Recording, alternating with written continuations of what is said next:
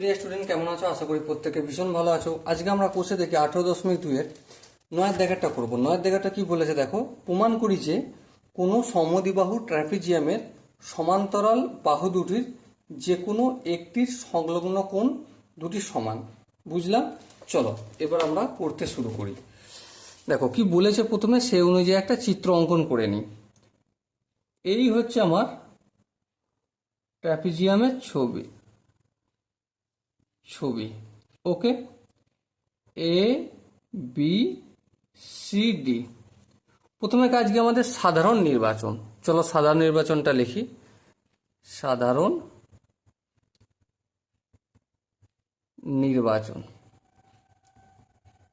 সাধারণ নির্বাচনে কি বলা হবে, কোশ্চেনে যেটা বলেছে সেটাই বলবো, যে এ বি সি ডি ট্র্যাপিজিয়ামের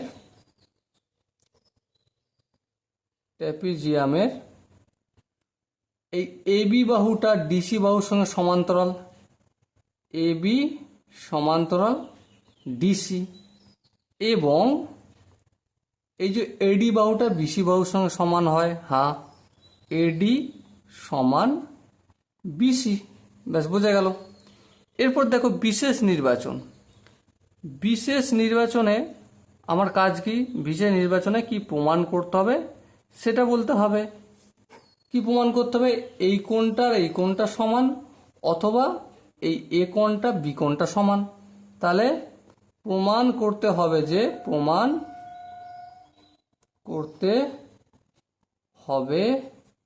যে এই কোণটা মানে A D C equal to angle B C D. বেশ, এটা আমাকে প্রমাণ করতে হবে। এটা প্রমাণটা করতে গেলে আমাকে একটু ছবি অঙ্কন করতে হবে। তাহলে অঙ্কন বলে হেডিং করি প্রথমে। অঙ্কন। দেখো এই যে ডিএ আর এই যে সিবি, এই ডিএটাকে বর্ধিত করলাম আর সিবিটাকেও বর্ধিত করলাম। যে বিন্দুতে ছেদ করবো সেটাকে আমি এক্স বিন্দু নাম দেবো। কি নাম দেবো? এক্স। ওকে, তাহলে দেখো ডিএ এর বর্ধিতাংশ এবং সিবি এর বর্ধিতাংশ কোথায় ছেদ করছে? পরস্পরকে এক্স বিন্দুতে ছেদ করে।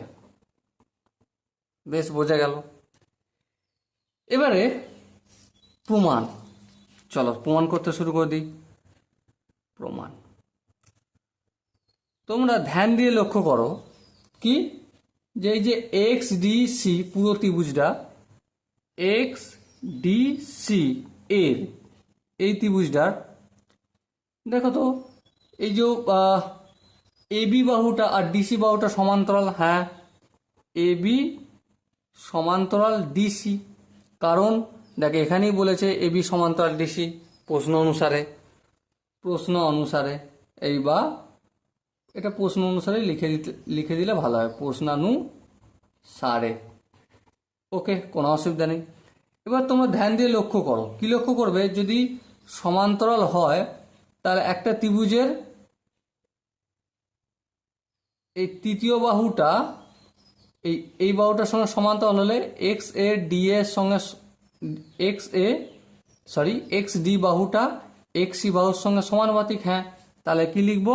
অতএব X A by A D equal to X B by BC. হ্যাঁ ঠিক, এই এক্স এ বাহুটা X A by A D equal to X B by BC. ঠিক আছে, এবার ধ্যান দিয়ে লক্ষ্য করো, আমি এক্স এ বাই এডি না লিখে বিসি লিখলাম। বলো কেন লিখলাম, কমেন্টে জানাও। বিসি লেখার কারণ একটাই, কারণ দেখো এখানে এডি সমান বিসি আমরা জেনে গেছি, তাই লিখলাম। বেশ, এবার দেখো এই বিসিটা এলিমিনেট হবে। হ্যাঁ হবে। তাহলে আমরা কি লিখতে পারি? যে এক্স এ সমান এক্স বি। ঠিক আছে, কোনো অসুবিধা নেই, এটা আমরা লিখলাম। এবার তোমরা আরেকটা জিনিস ধ্যান দিয়ে লক্ষ্য করো, যে এখানে দেখো এই ত্রিভুজটা একটু দেখাতে অসুবিধা হচ্ছে, তাই জন্য আমি এখানটায় আর একটা অঙ্কন করে নিচ্ছি ফটাফট করে। এই এক্স, এই ডি, এই সি, এই এখানে এ, এখানে বি।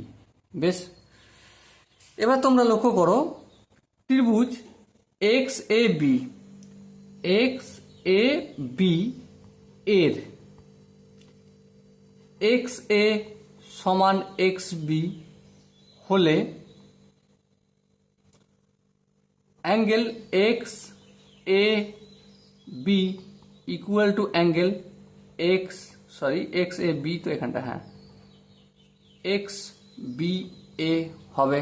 ঠিক, তাহলে দেখো এবার দেখো এটা সমান এটা হচ্ছে। এবার লক্ষ্য করো এক্স ডিসি, এক্স ডিসি এই কোণটা, আবার এক্স সিডি এই কোণটা সম্পর্কে কি অনুরূপ কোণ, যে angle x DC equal to x CD. কেন অনুরূপ কোণ, কি শর্ত অনুরূপ কোণ? কারণ এ বি সমান্তরাল ডিসি এবং এই ডিসিটা ভেদক, ডিসি ভেদক। বেশ, বোঝা গেল ভেদক। আবার আবার কি এক্স, এই যে এখানে এক্স সিডি আছে, এই এক্স সিডিটা একটু এখানটা একটু ভুল হয়েছে, এক্স ডিসি, এই এক্স ডিসি এই কোণটা আর এক্স এ বি এই কোণটা সমান হবে। কারণ লক্ষ্য করো এই যে এ বি বাহুটা ডিসি বাহুর সঙ্গে সমান্তরাল, হ্যাঁ সমান্তরাল। আর হচ্ছে যে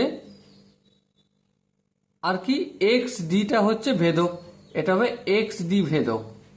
ঠিক আছে, আর এখানটায় X A B, X A B হবে। বেশ, আবার দেখো এখানে আবার লিখব, আবার কি X CD, X CD equal to angle X B A, হ্যাঁ এক্স বি এ। কারণটা কি, কারণটা একই, যে এ বি সমান্তরাল ডিসি এবং কে ভেদক, এখন কে ভেদক, এক্স সি ভেদক, এক্স সি ভেদক। বেশ, বোঝা গেল।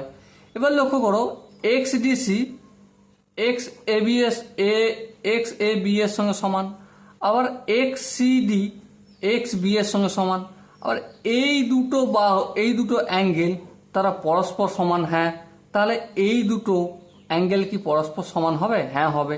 তাহলে অতএব X D C equal to angle X C D লিখতে পারি, হ্যাঁ লিখতে পারি।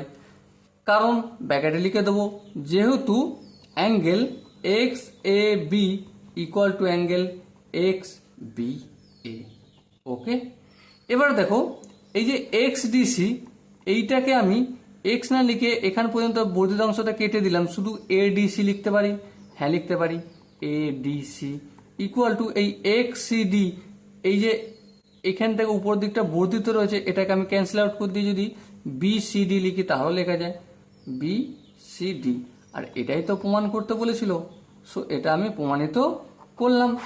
আর এখানেই আজকে 9 অধ্যায়টা শেষ করলাম একটা সুন্দর স্মাইলের সাথে। দেখা হচ্ছে পরের সেশনে, ততক্ষণ পর্যন্ত জয় হিন্দ।